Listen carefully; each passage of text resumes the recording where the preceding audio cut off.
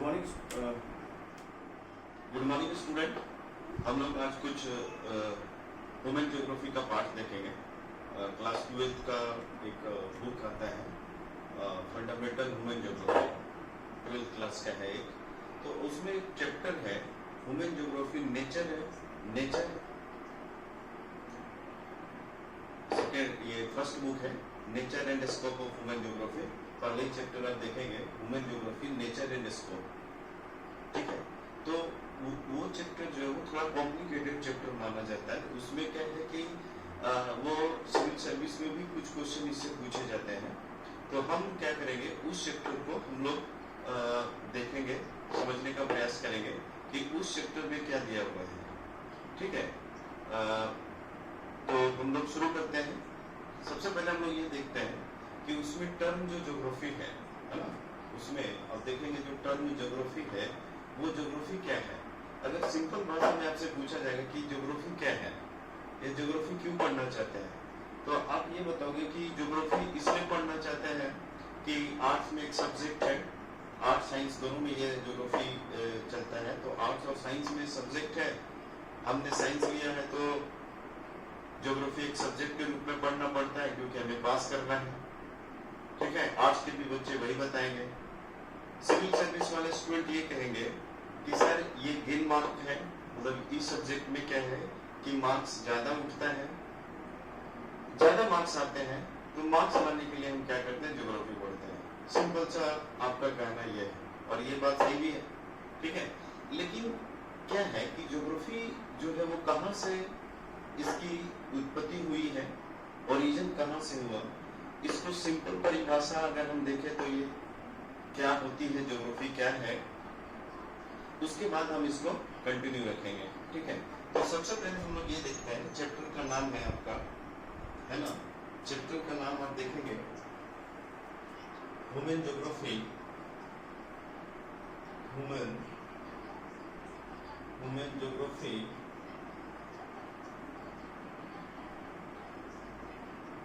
Nature and scope, nature and scope, ठीक है। Human geography, nature and scope, ये class 12th का first book है ना, फर्स्ट बुक। उसमें हम लोग ये चैप्टर को देख रहे हैं, ठीक है। तो सबसे पहले हम लोग ये देखते हैं कि व्हाट इज ज्योग्राफी, है ना, ज्योग्राफी क्या है। सिंपली अगर हम लोग देखा जाए तो व्हाट इज ज्योग्राफी, क्वेश्चन जैसे है ये कभी क्वेश्चन पूछा नहीं जाएगा आपसे, व्हाट इज ज्योग्राफी, ज्योग्राफी क्या है ना। तो हम लोग इसको कंप्लीट समझने का प्रयास करेंगे कि ज्योग्राफी क्या है। तो जो ज्योग्राफी वर्ड है ना, जो ज्योग्राफी है, ही डिराइव्ड फ्रॉम ग्रीक वर्ड्स ज्योग्राफिया, मतलब अगर हम इसको परिभाषित के रूप में लिखे, परिभाषा के रूप में, तो geography, the term geography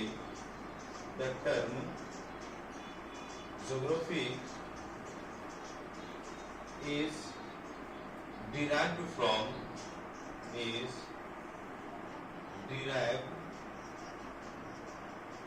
from Greek word, है ना, derived from Greek word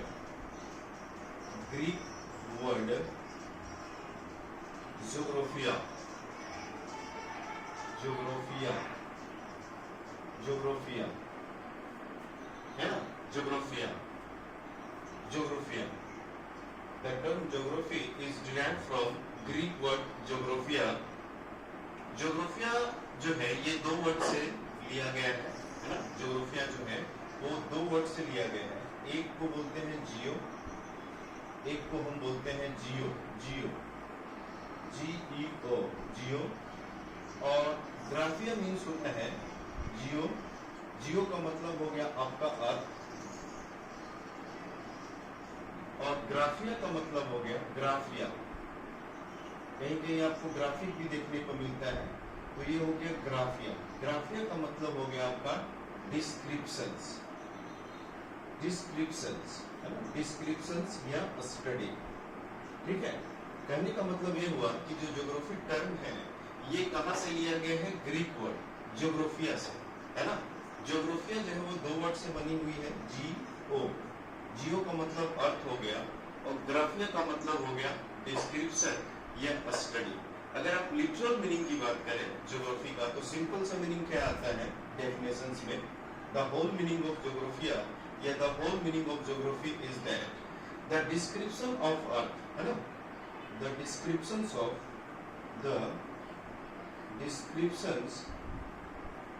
the descriptions of earth, है ना, the description of earth या the study of earth is considered या it is known as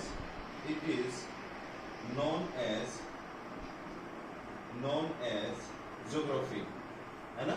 तो एक सिंपल सा ज्योग्राफी का क्या मतलब हुआ, पृथ्वी का अध्ययन करना या पृथ्वी का डिस्क्रिप्शन क्या कहलाता है, ज्योग्राफी या भूगोल, ठीक है ना।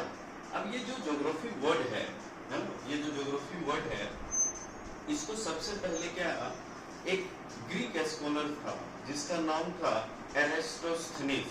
ये ग्रीक स्कॉलर थे जो पहली बार क्या हुआ था ज्योग्राफी वर्ड को, है ना, ये जो ज्योग्राफी वर्ड है इन्होंने सबसे पहले क्या किया था, इस वर्ड को यूज किया था, है ना।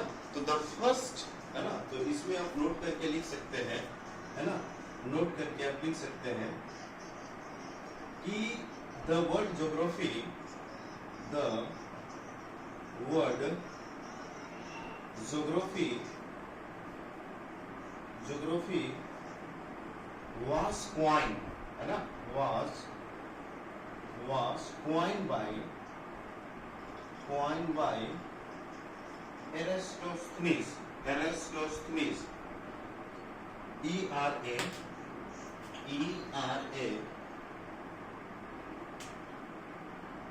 coined by Eratosthenes, E-R-A-T-O-S-T-H-E-N, Eratosthenes, E-R-A-T-O-S-T-H-E-N-S-E, एरिस्टोस्थेनीस, ये ग्रीक स्कॉलर्स थे, है ना, ये ग्रीक स्कॉलर्स थे। तो ध्यान रखना है कि सबसे पहले जो है स्कॉलर, ये ग्रीक स्कॉलर थे,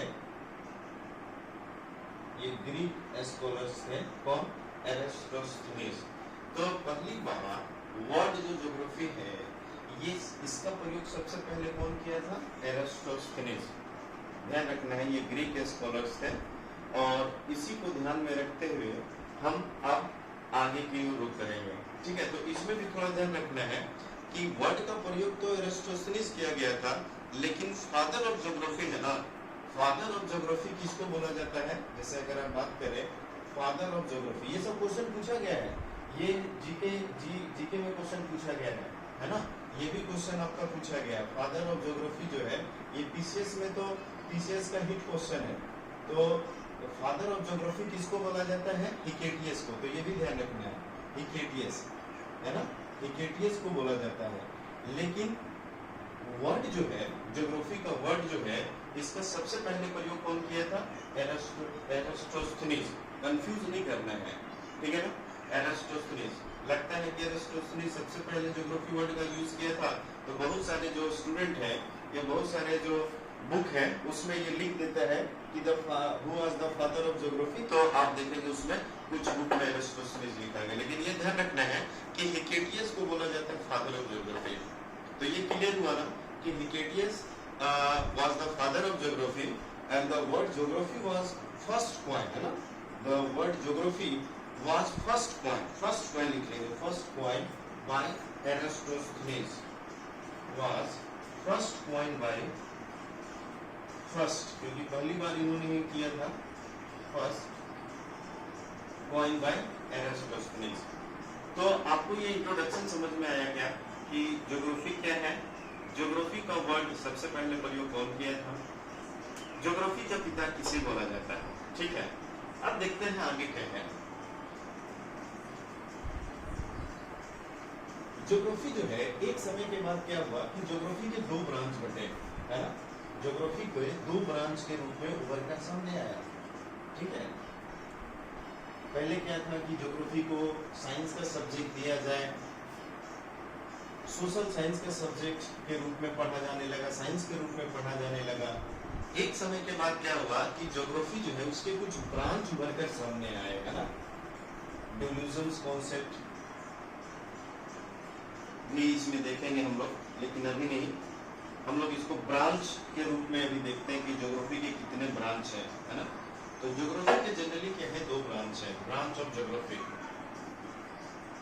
ब्रांच ऑफ ज्योग्राफी, ज्योग्राफी के 2 ब्रांच है। एक आप देखे होंगे फिजिकल ज्योग्राफी, है ना। एक जो है आपका फिजिकल ज्योग्राफी, एक है आपका फिजिकल ज्योग्राफी, फिजिकल ज्योग्राफी, और एक है आपका ह्यूमन ज्योग्राफी।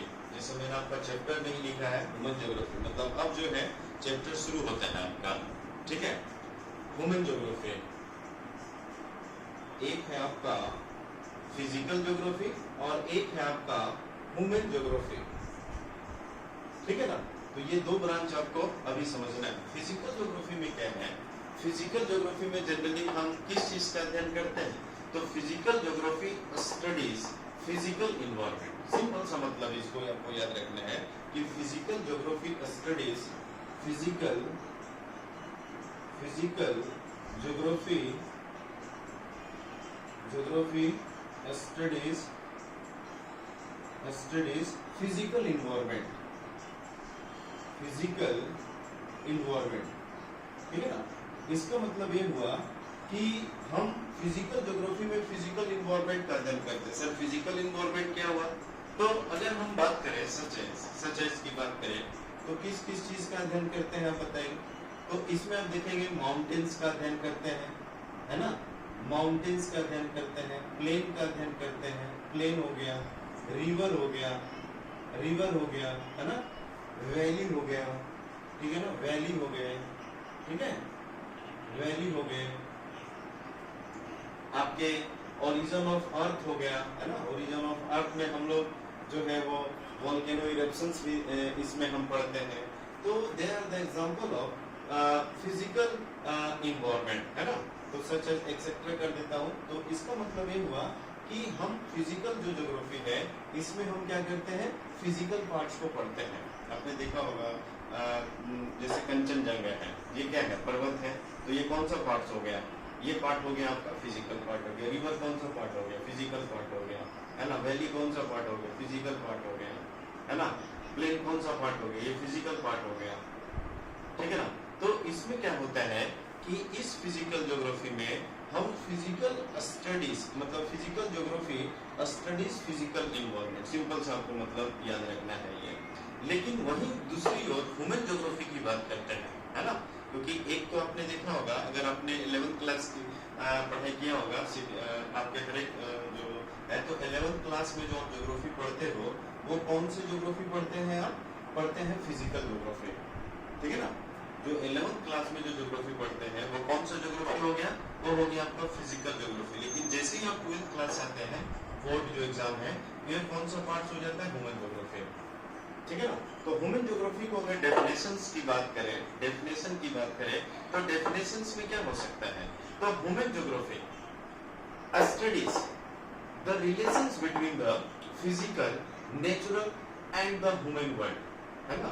मतलब इसमें हम क्या करते हैं कि इंटर रिलेशंस की बात करते हैं। इंटर रिलेशंस किसके साथ, जैसे कि फिजिकल हो गया, जैसे मान के चलो कि फिजिकल एक पार्ट्स है, जैसे प्लेन एरिया अगर हम बात करें, प्लेन एरिया, ठीक है ना। तो प्लेन एरिया जो है, जैसे ये प्लेन एरिया है, ये आपका कौन सा हो गया, ये हो गया प्लेन एरिया, ठीक है। तो प्लेन एरिया कौन सा भाग हो गया, मैंने आपको क्या बताया कि ये हो गया फिजिकल पार्ट। लेकिन इस प्लेन एरिया में अगर कल्टीवेटेड करते हैं, कल्टीवेटेड, है ना, कल्टीवेटेड करते हैं, कल्टीवेटेड का मतलब क्या हुआ, अगर हम खेती करते हैं तो ये कौन सा पार्ट हो गया, ये हो गया ह्यूमन पार्ट हो गया। तो इंटर रिलेशन हुआ ना, अगर ये प्लेन नहीं होता, है ना, तो खेती होता क्या, नहीं ना होता। तो दोनों का इंटर रिलेशन, या दोनों का जो relations between the physical, natural and the human world, it consider as human geography. हाँ, तो ह्यूमन ज्योग्राफी के बारे में बहुत सारा जो है आपके देखेंगे स्कॉलर्स सामने आए, उन्होंने अलग अलग तरीके से परिभाषित किया। ह्यूमन ज्योग्राफी जब आप पढ़ते हैं तो उनमें दो तीन का नाम आपको याद रखना ही पड़ेगा। एक हुआ फ्रेडरिक रेटजेल, एलन सी सेम्पल, विडर डी लवलास। ये कुछ ऐसे स्कॉलर हैं जो ह्यूमन ज्योग्राफी के बारे में काफी ज्यादा स्टडी किया है इन्होंने, है ना।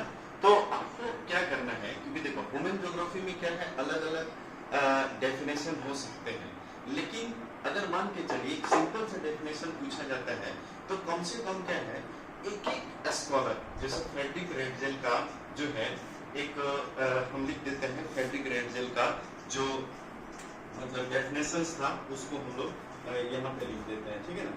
तो आपको क्लियर हो जाएगा कि ह्यूमन ज्योग्राफी में फ्रेडरिक रेटजेल का क्या महत्व था, ठीक है ना। तो इसको मिटाते हैं, फिजिकल ज्योग्राफी आपका हो गया, ह्यूमन ज्योग्राफी हो गया। ह्यूमन ज्योग्राफी जो है, ह्यूमन ज्योग्राफी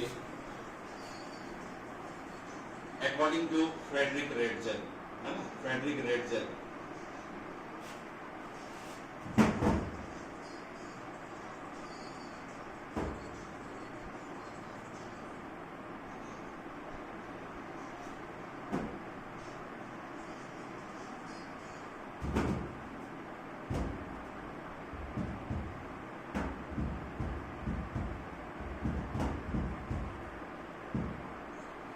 स्पेलिंग जो है वो थोड़ा देख लेंगे। Frederick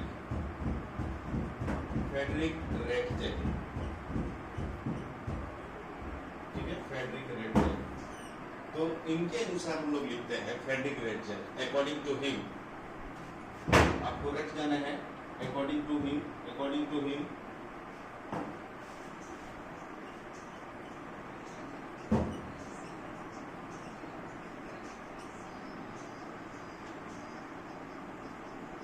Human geography is the synthetical study. Human geography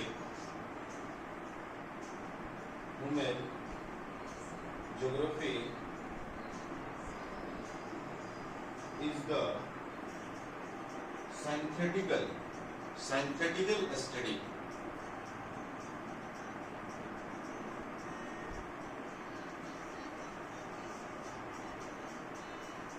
Synthetical studies of relationship between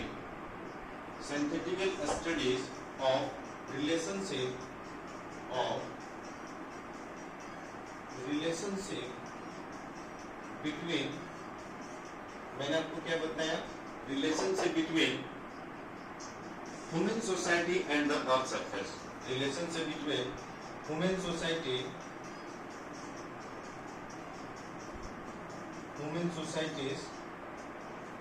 and the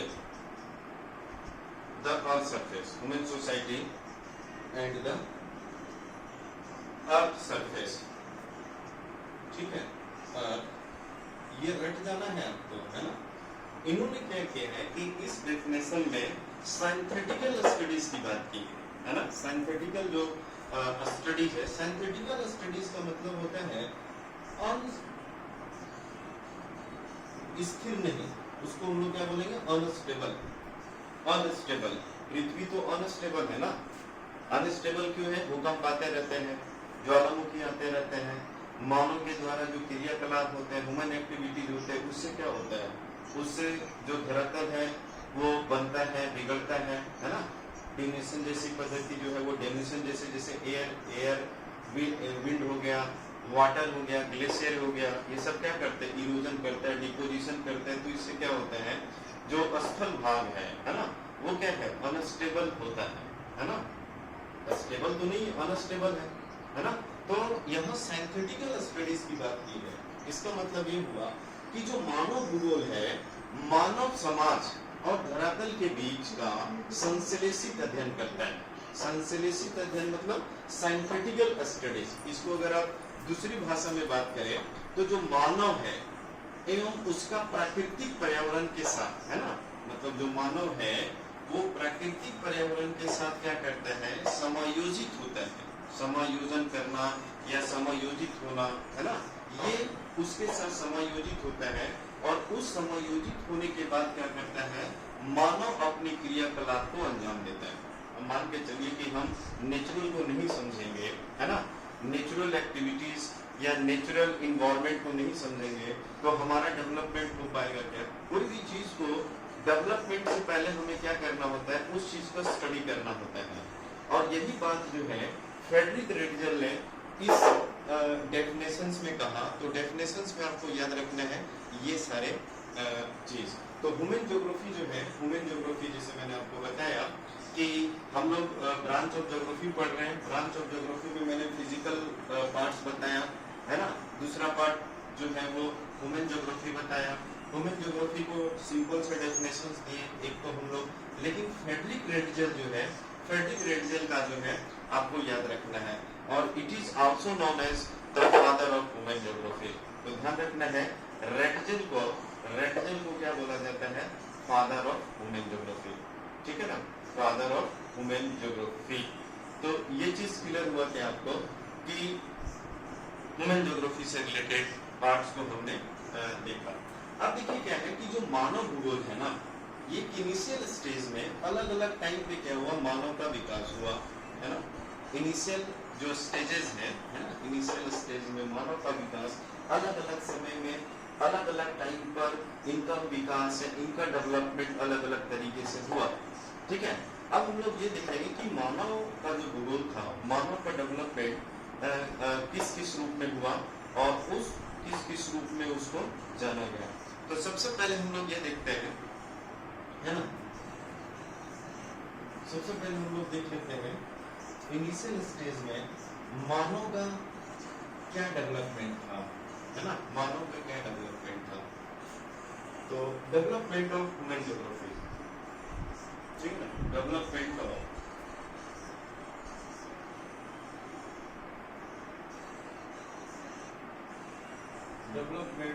human geography.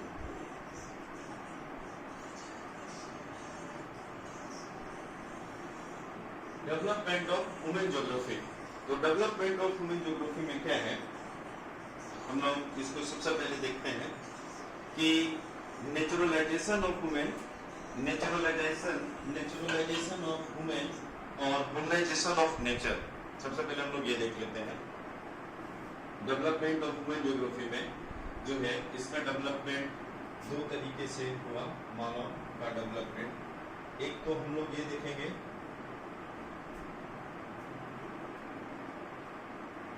Naturalisation of human, naturalisation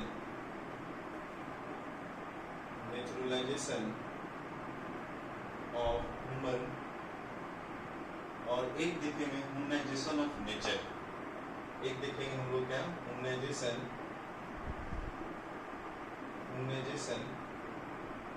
of nature,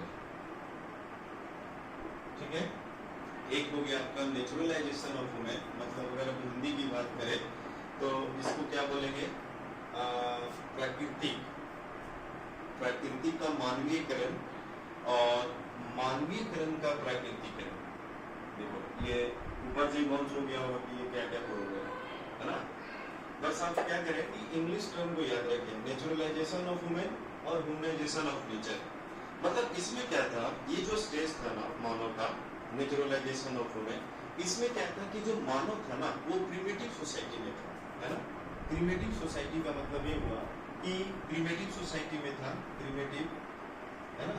primitive society आपको पता होगा कि प्रिमिटिव सोसाइटी में लोग कैसे रहते थे, है ना उनका डेवलपमेंट था, है ना। वो जैसे तैसे रहते थे, घास के जो घास पत्ते ये शरीर को ढकने के लिए यूज किया जाता था, है ना। प्रिमिटिव वे में जो होते थे लोग इसी तरीके से रहते थे। लैक ऑफ डेवलपमेंट, है ना, क्या होता था, लैक ऑफ डेवलपमेंट। इस समय डेवलपमेंट नहीं था, लैक ऑफ डेवलपमेंट, ठीक है। इसके बाद आप देखेंगे लिसन टू नेचर, ये नेचर की सुनते थे, लिसन टू नेचर, ये नेचर की सुनते थे। नेचर की इसलिए सुनते थे क्योंकि उस समय डेवलपमेंट नहीं हुआ था, है ना। आप कोई नेचर का सुनते हैं क्या, अफ्रेड, वो क्या करते थे, डरते थे, अफ्रेड, है ना। वर्शिप, पूजा करते थे, वर्शिप, नेचर की क्या करते थे, पूजा करते थे। इसको मदर ऑफ नेचर भी बोला जाता था, है ना, मदर ऑफ नेचर भी बोला जाता था। मदर ऑफ नेचर का मतलब जैसे माँ से सब कुछ प्राप्त होता है, तो उसी तरीके से नेचर से सब कुछ मिलता था, तो इसीलिए इसको मदर ऑफ नेचर की बात की गई। स्टेट ऑफ नेसेसिटी की बात की गई।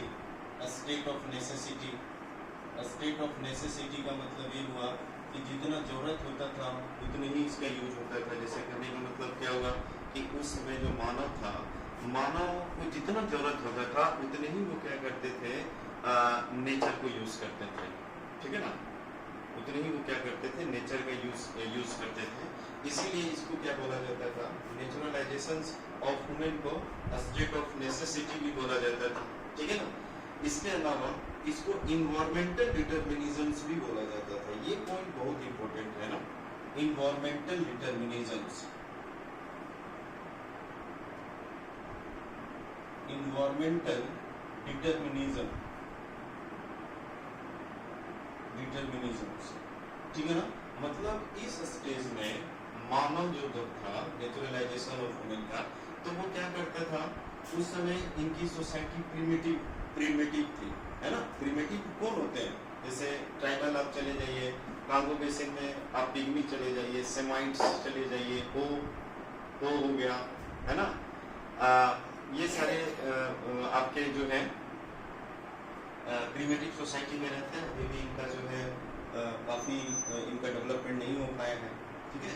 तो ये प्रिमिटिव सोसाइटी में उस समय मानव का डेवलपमेंट था, है ना। मानव जो है उस समय प्रिमिटिव सोसाइटी में था। Lack of development, listen to nature, वो प्रकृति की सुनते थे, उनसे वो डरती थी, उनकी पूजा करती थी। मदर ऑफ नेचर बोला जाता था, ठीक है। State of necessity, environmental determinisms. कहने का मतलब ये हुआ कि ये सारे जो चीजें थी, है ना, नेचुरलाइजेशन ऑफ वुमेन में पाया जाता था, जिस समय मानव का डेवलपमेंट नहीं हुआ था। अब देखो इन्वायरमेंटल डिटर्मिनिज्म्स में कुछ स्कॉलर्स का नाम आता है ना। इसमें रेटजल और एलन.सी. सिंपल, है ना, जो इन्वायरमेंटल डिटर्मिनिज्म्स को क्या करते हैं, मानते हैं। तो ये याद रखना है कि some scholars are identified as some scholar who introduce environmental determinisms, या अगर हम बात करें रेटजेल, है ना, रेटजेल और एलन सिंपल, लिख दो क्या, रेटजेल और एलन.सी. सिंपल, एलन.सी. सिंपल। सिंपल जो जी थे वो क्या थे, रेटजेल की शिष्य थे, है। रेटजेल जो थे वो उनका गुरु थे। तो ये भी थोड़ा याद रखना है, एलन.सी. सिंपल और रेटजेल। तो ये चीज क्लियर हुआ ना कि मानव का जो डेवलपमेंट था वो अलग अलग फेजेस में, अब तो अलग अलग फेजेस में देखने को मिलता है, लेकिन उस समय क्या था, डेवलपमेंट जो था नेचुरलाइजेशन ऑफ वुमेन और ह्यूमनाइजेशन ऑफ नेचर के रूप में देखा जाता था, ठीक है। नेचुरलाइजेशन ऑफ वुमेन में क्या था कि जो मानव था वो इसका विशेषता इस तरीके से पाया जाता है। और ह्यूमनाइजेशन ऑफ नेचर की बात करें, ह्यूमनाइजेशन ऑफ नेचर की बात करें, तो अब क्या हुआ कि मानव जो है ना, मानव फ्रीडम हो गया। क्योंकि देखो एक समय में अब जो मानव का डेवलपमेंट था, क्या प्रिमिटिव ही लोग थे क्या? अब तो अब देख लो अच्छे पोशाक पहनने लगे, पका हुआ मांस खाने लग गए, है ना, वो गाड़ी का यूज करने लगे, रिसोर्स का एक्सप्लॉयटेशन करने के बाद जो भी जरूरत है ना, अब उसका वो पूरा करने लगे, ठीक है। तो ये जो कॉन्सेप्ट है ना, ये कॉन्सेप्ट क्या कहलाता है, humanisation of nature, humanisation of nature. तो इस नेचर में क्या हुआ कि स्टेट ऑफ फ्रीडम, है ना, स्टेट ऑफ फ्रीडम, मतलब लोग क्या हो गए, फ्रीडम हो गए। फ्रीडम क्यों हुआ, स्टेट ऑफ फ्रीडम, तो स्टेट ऑफ फ्रीडम का रीजन क्या है? तो स्टेट ऑफ फ्रीडम जो है, इसका रीजन ये है कि इस समय डेवलपमेंट, है ना, जो टेक्निकल डेवलपमेंट है वो क्या हो गया, टेक्निकल जो है, टेक्निकल डेवलपमेंट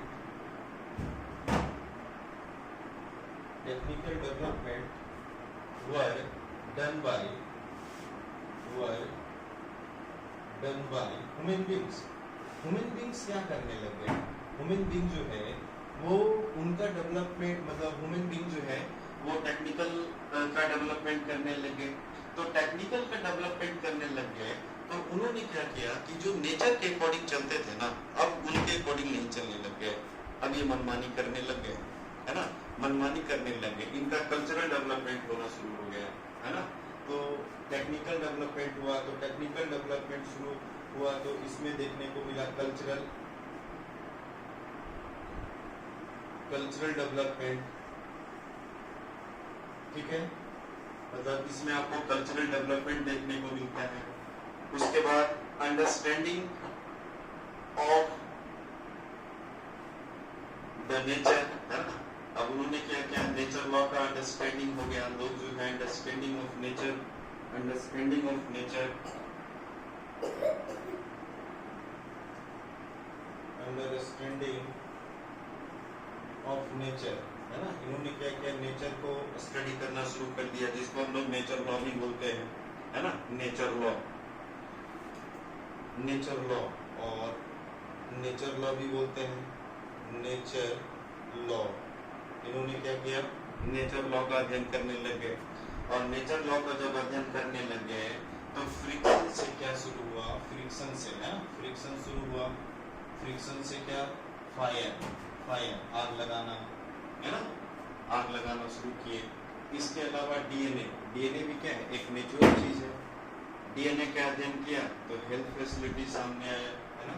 तो डीएनए का उन्होंने स्टडी किया, और डीएनए के स्टडीज करने के बाद क्या हुआ, हेल्थ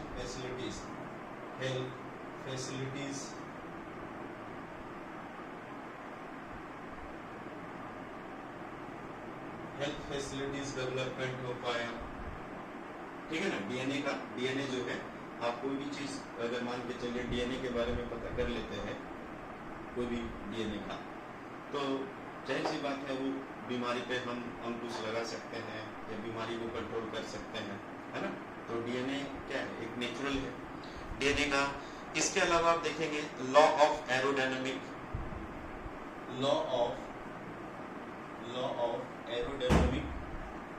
एरोडायनामिक, है ना, एरोडायनामिक, जिसके वजह से क्या हुआ था, फास्टर जो प्लेन है, फास्टर प्लेन का आविष्कार किया गया, ठीक है ना।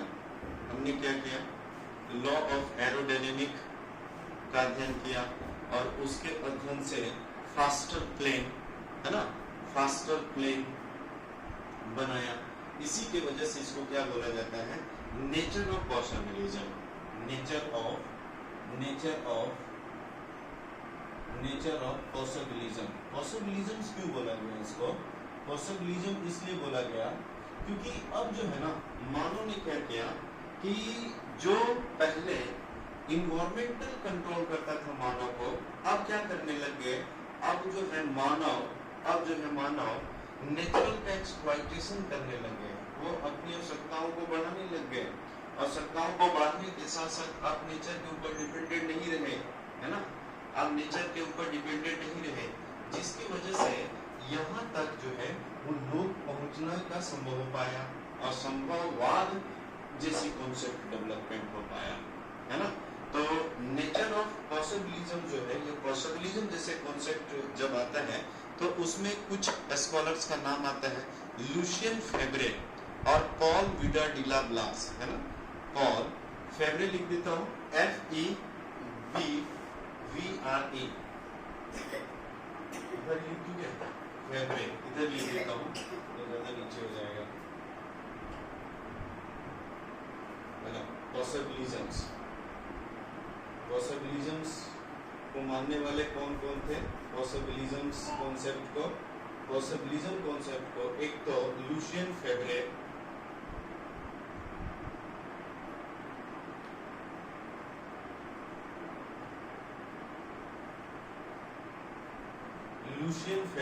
और एक आता है पॉल डिला ब्लास, पॉल विडा डे ब्लास बोलते हैं इसको, पॉल विडा डिला, है ना, DELA ब्लास, ये फ्रेंच स्कॉलर थे, पॉल विडा ब्लास, ठीक है ना। मतलब आपको मोटा मोटी क्या याद रखना है कि नेचुरलाइजेशन ऑफ वुमेन में मानव के ऊपर किसका कंट्रोल था? नेचर का कंट्रोल था। लेकिन ह्यूमनाइजेशन ऑफ नेचर में क्या हुआ? इस पे कंट्रोल किसका हो गया? नेचर के ऊपर कंट्रोल मानव का हो गया। तो ये कॉन्सेप्ट क्या कहलाता है? Humanisation of nature. अब क्या है? अब ये है कि अब एक सोसाइटी हमारा एक समय में ये था, इसमें क्या हुआ कि डेवलपमेंट नहीं हो पाया। तो कौन नहीं चाहेगा डेवलपमेंट हो पाए? हर कोई चाहेगा, ठीक है। तो इसका डेवलपमेंट नहीं हो पाया, इसमें इतना डेवलपमेंट हुआ कि नेचर का एक्सप्लॉइटेशन होने लग गया। तो हमें ये भी नहीं चाहिए, ये भी नहीं चाहिए, बीच का रास्ता हमें अपनाना होगा।